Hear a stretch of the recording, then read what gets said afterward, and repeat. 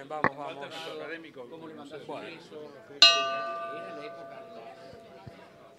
Amigas, amigos, buen día.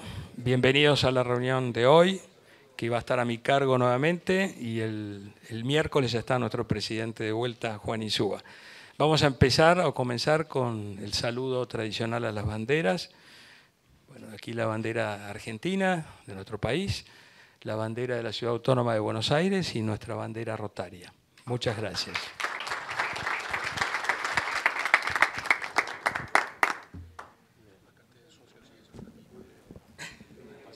Muy buenos días a todos.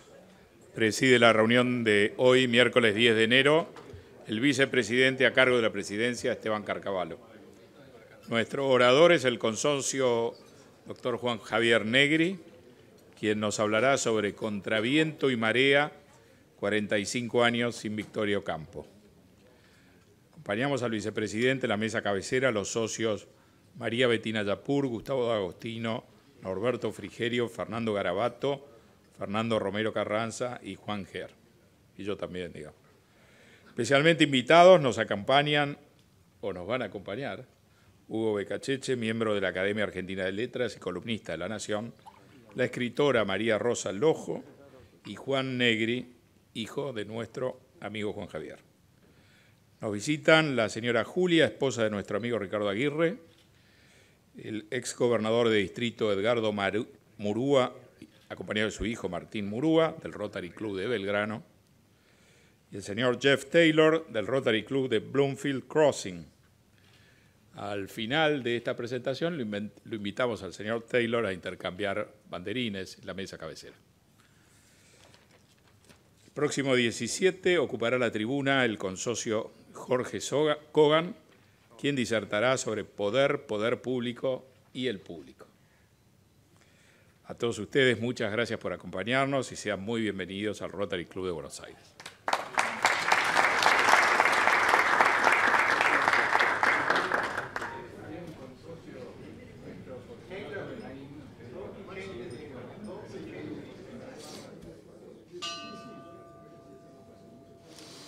Compañeros rotarios, gracias por su invitación de hoy. Soy del Club Rotario de Bloomfield Crossing en Bloomfield, Colorado, Estados Unidos. Somos una pequeña comunidad de aproximadamente 65,000 personas en las afueras de Denver, Colorado. Nuestro club cuenta con unos 25 socios muy activos. Hoy les presento estandarte de nuestro club como un gesto de amistad entre nuestros clubes. Espero que mostrarlo recuerden que venimos 9,544 kilómetros para presentárselo. Gracias por su amable recepción hoy.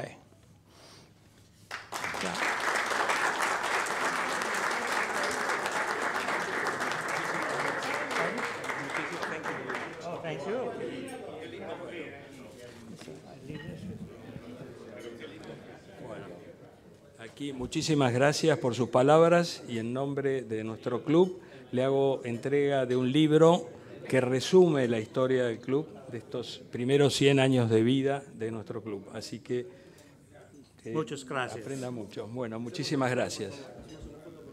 Una foto. Foto, please. Chao. José. Aquí con el banderín.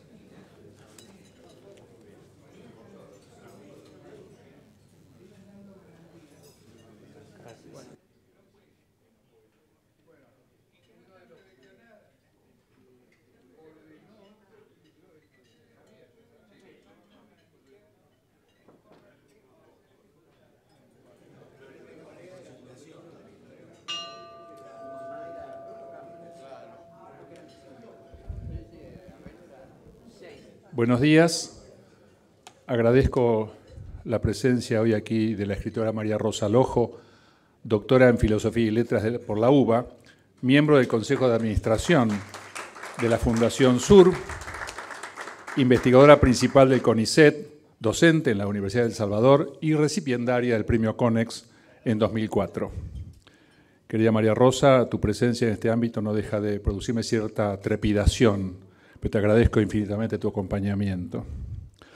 Para colmo de males, nuestro amigo Roberto Yermoli, que ocupó este podio la semana pasada, ha puesto la vara a una altura tal que desde ya confieso mi incapacidad para alcanzarla. Así que tendrán que consolarse con que mi humilde intento de recordar a un insigne personaje argentino se vea entorpecido por las notables carencias de este disertante. Voy a hablar 28 minutos. Podría empezar diciendo, Victoria Ocampo nació en Buenos Aires el 7 de abril de 1890 a las 16, en la calle Viamonte 482, pero no. Voy a empezar al revés. Victoria murió en su casa de San Isidro el 28 de enero de 1979. Pronto hará 45 años. Algunos de sus biógrafos dijeron hace algún tiempo que la reina de las letras argentinas, cuya leyenda resonaba en vida tan intensamente como su nombre en Europa y en América, parece haberse perdido en la noche enigmática de su desaparición. Su imagen se ha eclipsado en nuestras memorias por la ingratitud de algunos y la incomprensión o la indiferencia de los demás. ¿Es así? ¿Son ciertos ese eclipse, esa ingratitud, esa incomprensión e indiferencia? Al contrario de otro gran escritor argentino, Jorge Luis Borges, con quien la unió, como veremos, una relación difícil y tormentosa, Victoria dejó bien dispuestas sus posesiones terrenales, que no eran muchas. En primer lugar, donó sus dos estupendas casas, Villa Ocampo en Becar y Villa Victoria en Mar del Plata, a un organismo internacional de cuyo nacimiento en París fue testigo casi presencial la UNESCO, creada en 1945. Para concretar esa donación, Victoria contó con el asesoramiento de un ilustre socio y presidente del Rotary Club entre 1997 y 1998, don Eduardo Roca. Las cosas estuvieron bien hechas porque ese testamento, cuestionado y criticado, soportó el paso del tiempo.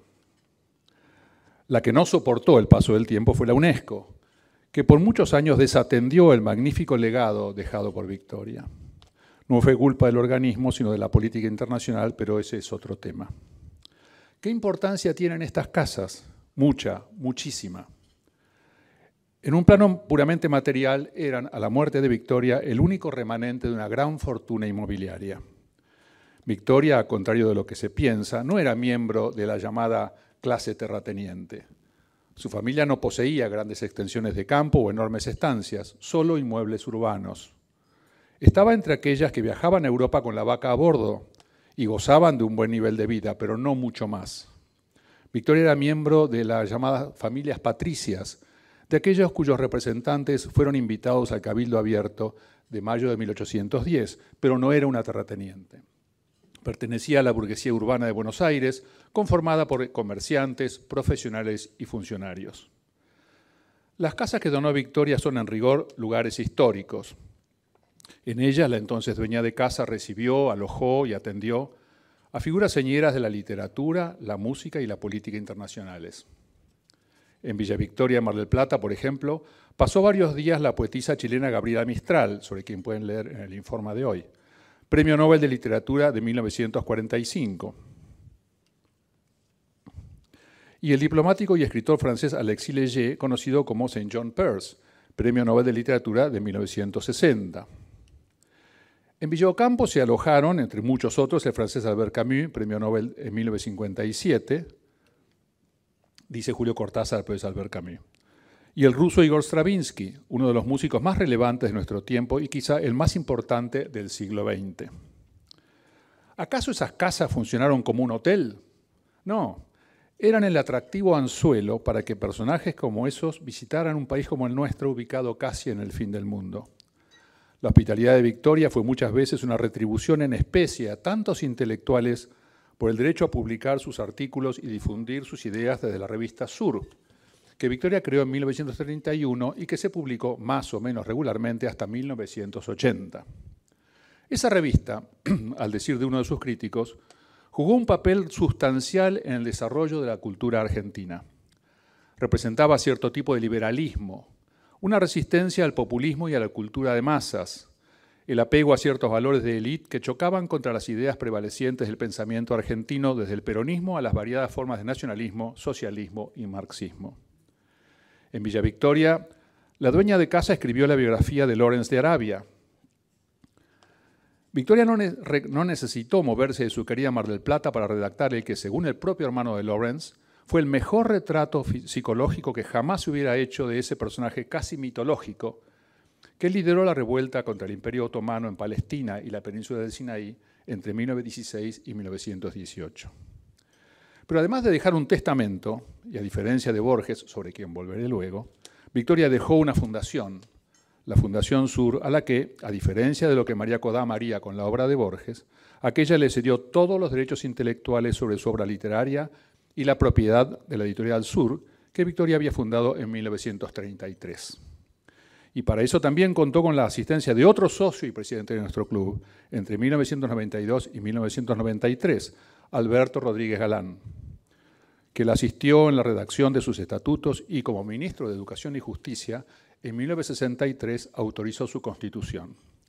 Y esa fundación es la que día tras día se preocupa hoy por mantener vivo el legado de su creadora. Entre otras actividades, la Fundación ha publicado muchos libros de y sobre Victoria. Una revisión rápida del contenido de algunos de esos volúmenes nos va a permitir referirnos con más detalle a su figura. Uno es Borges y Victoria, en el que ella entrevistó al más grande de nuestros escritores.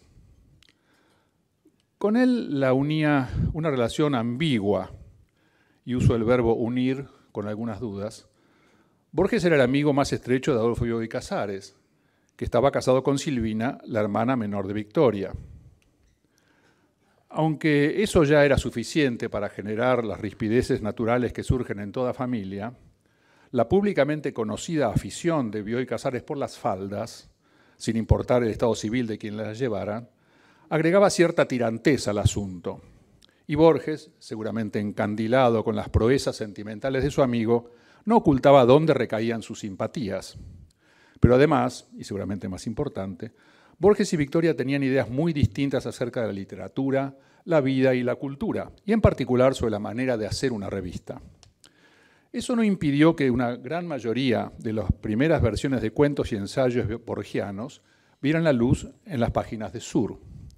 Tampoco impidió que Victoria consiguiera de Borges la preparación de una monumental antología de textos sobre Shakespeare, publicada por primera vez en 1964, con traducciones incluidas, y que, como resaltara el diario La Nación el lunes pasado, Borges tradujera y publicara a Kafka, entre otros, en aquella revista. Como se ve, la relación entre Borges y Victoria fue enormemente enriquecedora para el ambiente cultural de la Argentina y otros países de lengua castellana. A pesar de sus diferencias con Borges, Victoria, con enorme generosidad, hacia alguien que a veces la trataba con notoria descortesía, hizo lo indecible para que don Jorge Luis llegara a ser conocido fuera de nuestro país. Lo logró cuando lo puso en contacto con intelectuales europeos como Audrey Rochelle y Roger Caillois, que luego de haber sido huésped durante muchos años en Villa Ocampo, ingresó a la Academia Francesa y tradujo a Borges al francés. Nada de eso impidió que entre Borges y Victoria existiera un cierto recelo, una distancia difícil de medir. Tuvo que morirse ella para que él reconociera públicamente lo que en la intimidad negaba, el valor de Victoria y la importancia que ella tuvo en su vida. Así fue como dijo, y cito, «Su recuerdo me acompañará siempre. Yo no era nadie, yo era un muchacho desconocido en Buenos Aires. Ella fundó la revista Sur y me llamó, para mi gran sorpresa, a ser uno de los socios fundadores. En aquel tiempo yo no existía, pero ella me vio a mí y me distinguió cuando yo no era nadie. Más tarde fui nombrado director de la Biblioteca Nacional y debo eso a su iniciativa». Y agregó, sin disimular cierta ironía, «Si me piden un recuerdo de Victoria, es curioso. Yo recuerdo que nunca estábamos de acuerdo y que siempre nos queríamos mucho. Este es un rasgo grato, el hecho de poder estar en desacuerdo con alguien». Para balancear lo dicho, cerró diciendo que ella fue quizá la mujer más eminente de este país y que Victoria tuvo la generosa ambición de querer ser sensible a todos los países y todas las épocas. Yo creo que lo que Victoria hizo fue sentir que el mundo era una fiesta y que esa fiesta le ofrecía muchos sabores y querer gustarles a todos y hacer que los otros gustaran de ellos. Otro de los libros publicados por Sur reúne la correspondencia entre Victoria y Thomas Merton. ¿De quién se trata? Cuando el Papa Francisco visitó los Estados Unidos en 2015, incluyó a Merton entre los 5 estadounidenses que él más admira, junto a Lincoln y Martin Luther King. Según el Papa Bergoglio, y cito, Merton fue sobre todo un hombre de oración, un pensador que desafió las certezas de su tiempo y abrió horizontes nuevos para las almas y para la Iglesia. Fue también un hombre de diálogo, un promotor de la paz entre pueblos y religiones. Merton había nacido en Francia en 1915, hijo de padres absolutamente agnósticos. Pero Thomas, trasladado a los Estados Unidos, fue atraído por el catolicismo y en 1938 se bautizó. Estudió en Cambridge, en Inglaterra, y en Columbia University, en Nueva York. Luego entró al seminario, se ordenó sacerdote, ingresó en la Orden de los Trapenses, que guardan silencio absoluto. Luego se hizo ermitaño y pasó a vivir en soledad. Describió un círculo completo, pero nada de eso le impidió escribir, estudiar, filosofar y convertirse en un importante teólogo. Escribió más de 50 libros en 27 años, en particular sobre el budismo zen, el confucianismo y el taoísmo y su relación con el catolicismo, lo que para un religioso católico era extremadamente inusual en esa época. Una de sus obras, La montaña de los 7 círculos, es considerado uno de los 100 libros más importantes del siglo XX. Fue un defensor entusiasta del diálogo y entendimiento entre las religiones y un pionero en el estudio del budismo y el diálogo con prominentes figuras de la filosofía oriental, como el Dalai Lama y el escritor japonés Daisetsu Suzuki. Merton también escribió sobre el movimiento de los derechos civiles en los Estados Unidos, el pacifismo y contra la proliferación nuclear. Tenía amigos peculiares, como los hermanos Berrigan, 2 sacerdotes jesuitas, hermanos entre sí, famosos por haber entrado de noche a un silo nuclear absolutamente secreto y rigurosamente vigilado en los Estados Unidos y haber manchado con sangre las cabezas de los misiles depositados allí. Merton escribió espontáneamente y con gran admiración a Victoria en julio de 1958, desde un monasterio en Kentucky, luego de haber leído por casualidad en un número de la revista Sur de 1950, que le alcanzó uno de sus seminaristas, la reseña que Victoria había incluido sobre la montaña de los 7 círculos. Y a partir de allí se estableció una correspondencia muy nutrida entre nuestra Victoria, una mujer desencantada con la jerarquía eclesiástica argentina de entonces, y Merton, uno de los principales teólogos del siglo XX. Ello sirvió para que muchos artículos de Merton y de sus amigos orientales, como el mencionado Suzuki, aparecieran en Sur. Muchos de esos constituyeron el primer asomo de la cultura argentina a la filosofía de Oriente. Esa relación con Merton le sirvió también a Victoria para pedir que le convenciera a varios de sus amigos peculiares, como yo los llamé antes, para que leyeran y descubrieran a Borges. Tanto insistió que finalmente la primera traducción al inglés de la obra de Borges, Labyrinths, apareció en los Estados Unidos en 1958, publicado por la editorial New Horizons de amigos de Merton. Eso para Borges fue consagratorio. La correspondencia con Merton adquirió perfiles dramáticos, sobre todo cuando en 1959 Bebita Bengolea Ocampo, sobrina de Victoria, se suicidó a los 32 años. Algún cura imprudente objetó el uso de símbolos religiosos y de un cementerio consagrado para su entierro. Así que las cartas de Merton a Victoria, cargadas de consuelo y comprensión, fueron un bálsamo para ella.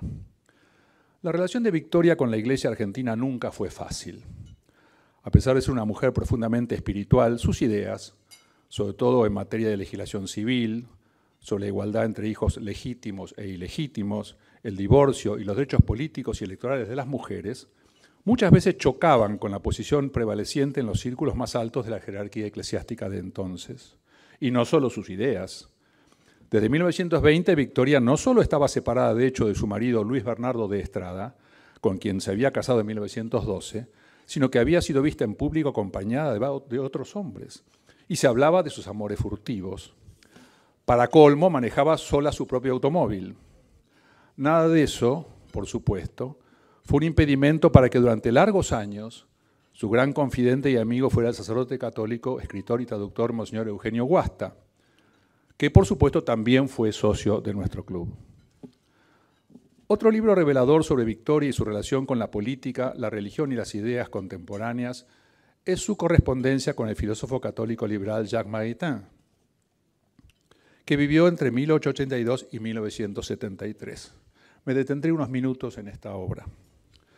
Todo comenzó cuando en septiembre de 1936 se reunió en Buenos Aires el Congreso del Pen Club Internacional, una asociación mundial de escritores. Hacía poco, en julio de ese año, había estallado la guerra civil, que no solo enfrentaba a los españoles entre sí, republicanos de un lado y nacionales del otro, sino que además servía de campo de entrenamiento para las fuerzas del eje del lado nacional y muchos voluntarios venidos de los países comunistas de Europa del lado republicano. La propaganda a favor de unos y otros saturaba la prensa radial y escrita, además no había otra, y apelaba al cine y la literatura. Y la Argentina, y en particular Buenos Aires, estaba colmada de inmigrantes españoles de primera generación, que por supuesto no se sentían ajenos al conflicto. Si para muchos el general español Francisco Franco era un militar insurrecto que se había levantado a sangre y fuego contra un gobierno legítimo, para otros era el único capaz de ofrecer resistencia contra el comunismo que amenazaba los valores de Europa y el mundo occidental. Las principales potencias mundiales decidieron enviar delegados a ese congreso, del que además participaban numerosos intelectuales que habían abandonado sus países por razones políticas, raciales o religiosas. Los escritores, como se diría luego, vinieron en montón. Italia envió una delegación de escritores fascistas confesos, como Filippo Marinetti, que en la práctica operaban como propagandistas de Mussolini, mientras varios intelectuales de origen judío o de ideas liberales, como Stefan Zweig, Émile Ludwig y Jules Romain, anunciaron su presencia. Para colmo de males, un grupo de la derecha católica argentina, liderado, entre otros, por el escritor Gustavo Martínez Zuviría, conocido por su seudónimo Hugo Wast, también socio de nuestro club, y algo confundido acerca de las verdaderas ideas de Jacques Maritain, lo había invitado a visitar Buenos Aires algunos años antes. Maritain decidió matar 2 pájaros de un tiro, aceptar la invitación de Hugo Wast y sus amigos y, de paso, participar del Congreso.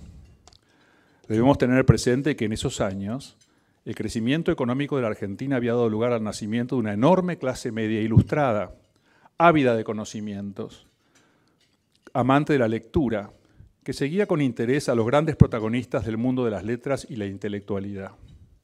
No había televisión y sí muchos y grandes diarios, con varias ediciones al día, donde grandes plumas se disputaban la atención del público.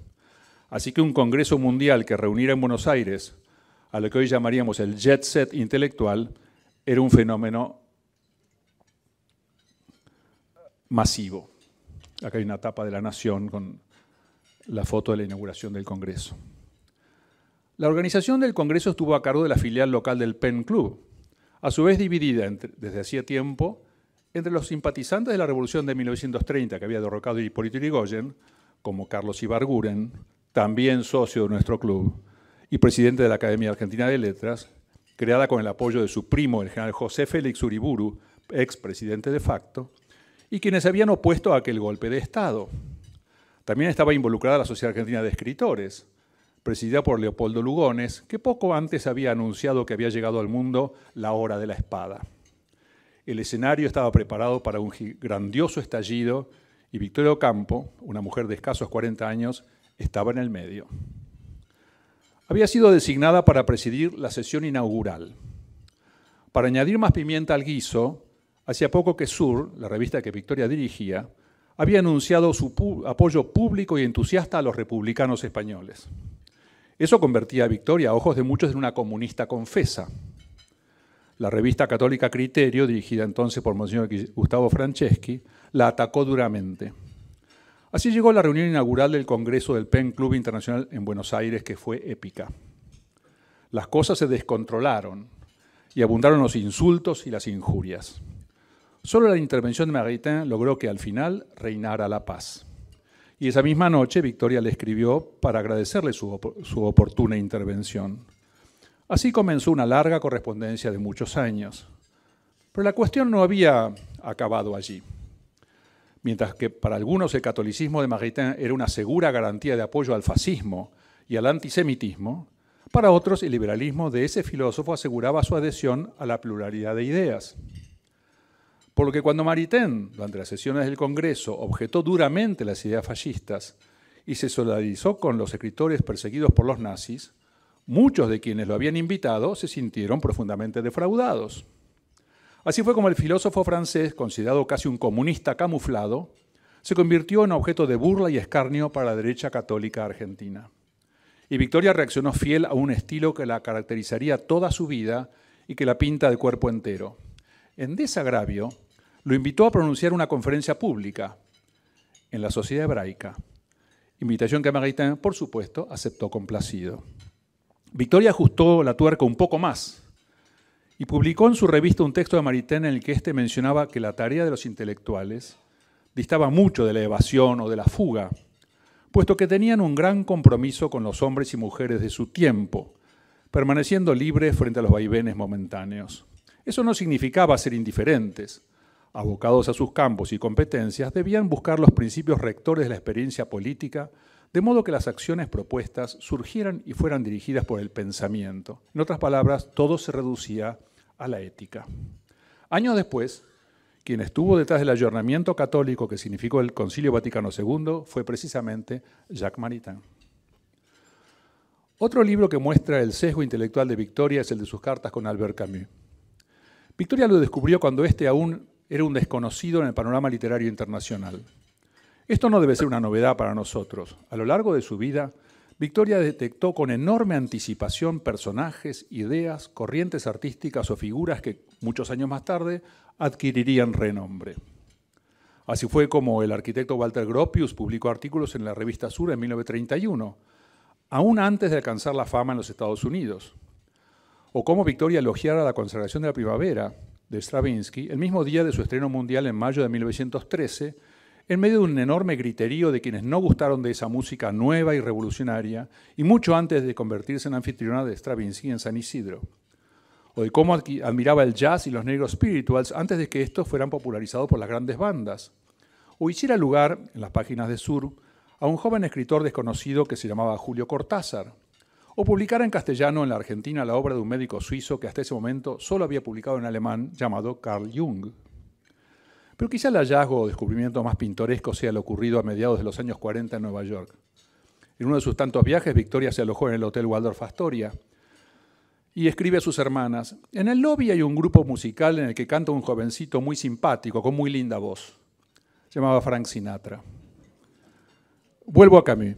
Apenas Victoria lo descubrió, se apresuró en hacer traducir y publicar su obra en castellano.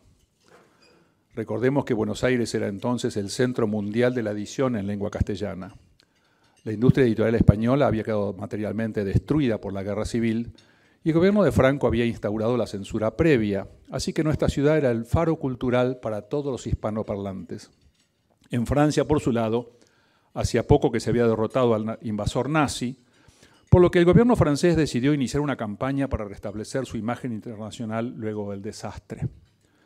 Para ello, a partir de 1949, envió a varios de sus intelectuales destacados al extranjero en misiones de buena voluntad, y así fue que envió a Albert Camus a América del Sur. Pero en 1949, sin embargo, aquí se vivían épocas oscuras. Una obra de teatro de Camus, El malentendido, representada nada menos que por Margarita Xirgu, fue bajada de los escenarios.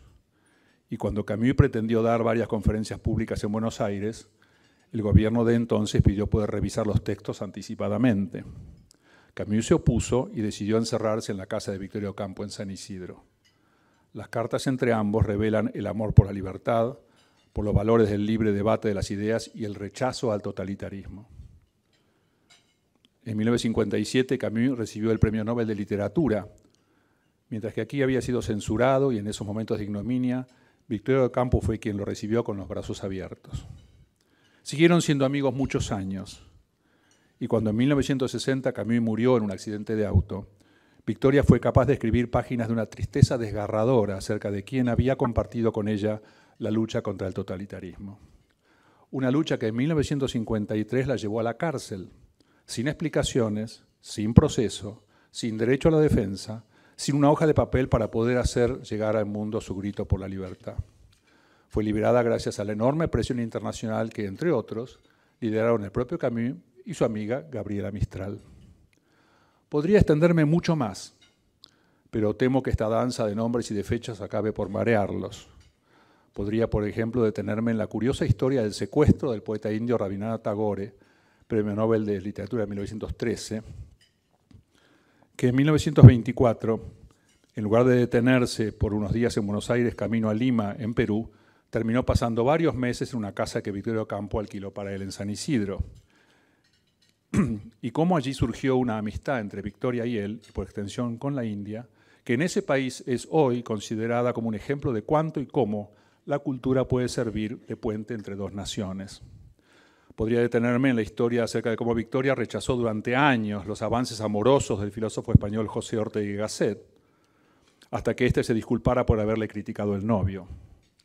Podría mencionar cuando Victoria, como Luis Obsejevich, fue director del Teatro Colón en 1933, o cuando en 1958 concibió el Fondo Nacional de las Artes. En cambio, prefiero terminar con la historia de Victoria y uno de sus grandes amores, el escritor francés Pierre Druy-Larochelle,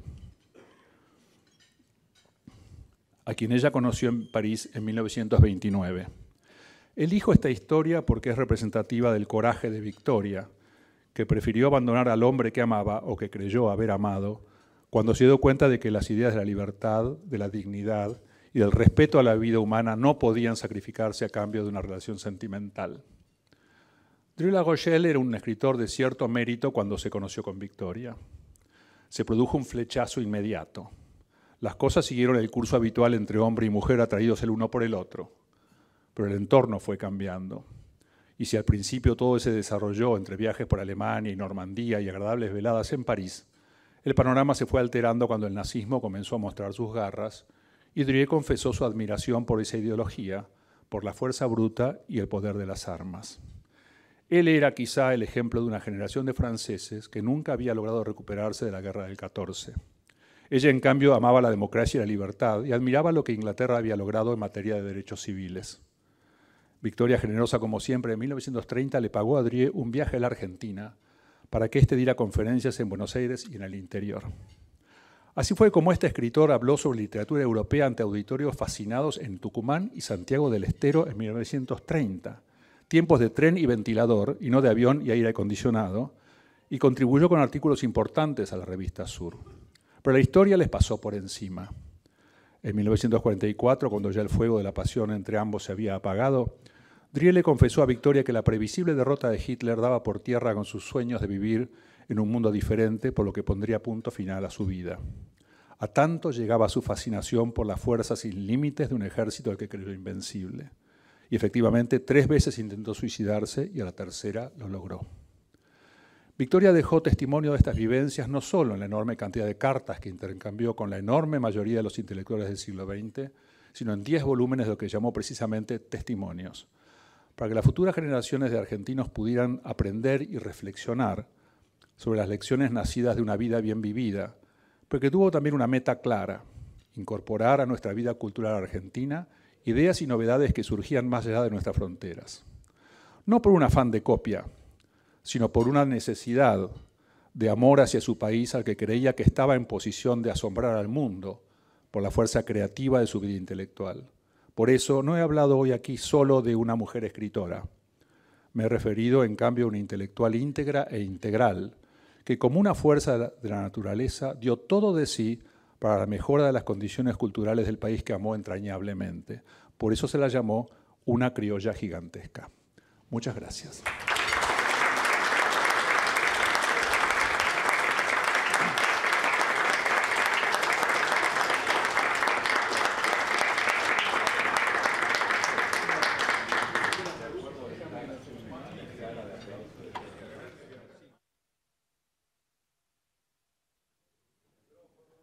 Nacho, gracias por la...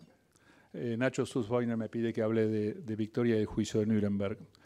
Tengo 3 cositas para agregar y pido disculpas por si estoy abusando de su tiempo.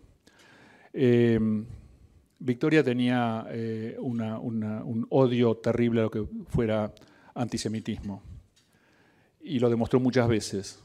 Tanto es así, por ejemplo, que inventó el cargo de gerente de fotografía de la revista Sur, cargo que no existía y no existió nunca, para que una fotógrafa alemana, Grete Stern, pudiera salir de Alemania nazi y emigrar a la Argentina. Victoria estuvo en el juicio de Nuremberg, como invitada por el gobierno inglés, y fue la única mujer argentina, sudamericana, latinoamericana y no sé cuántas calificaciones más que presenció el juicio de Nuremberg y quedó horrorizada por las pruebas que vio. Es decir, a ella ya estaba entre la gente que veía las barbaridades y atrocidades que se mostraron en ese juicio. Y escribió muchas cartas a sus hermanas y después un capítulo de testimonios sobre el impacto que fue para ella ver la posición que adquirían los jerarcas alemanes durante el juicio. Pero hay otro episodio interesante que me gustaría mencionar, ya que Nacho me lo pone sobre el tapete, y es el caso de Eichmann. En 1940 y tantos, la Argentina rechazó un pedido de extradición de Martín Bormann, que había sido capturado en la Argentina. Se pidió la extradición y la Argentina la negó. Entonces, en 1950 y tantos, no me acuerdo la fecha exacta, el Mossad vino a la Argentina y secuestró a Eichmann. No, 1960, en la época de Frondizi, no sé, el 60. Claro, el Mossad vino y secuestró a Eichmann por temor de que pasara lo mismo que había pasado con Martín Bormann. Por supuesto, mucha gente se desgarró las vestiduras diciendo que había sido una invasión a la soberanía argentina, etcétera, etcétera. Y Victoria, con la valentía que mencioné antes, se animó a escribir y dice, menos mal que se lo llevaron. Pensar que yo tenía de dormir bajo el mismo cielo que este señor hubiera sido intolerable. Que una actitud bastante notable ante un país que en ese momento hacía todo un discurso sobre la soberanía, presentó quejas ante las Naciones Unidas, ante el gobierno israelí, hubo retiro de embajadores, etcétera, etcétera. Victoria dijo, menos mal que se lo llevaron. Yo no podía haber dormido bajo el cielo, el mismo cielo bajo ese señor. Quería agregar eso. Hay más. Yo creo que Victoria, tendríamos que hacer el esfuerzo para que sea declarada justa entre las naciones, pero es un trabajo arduo.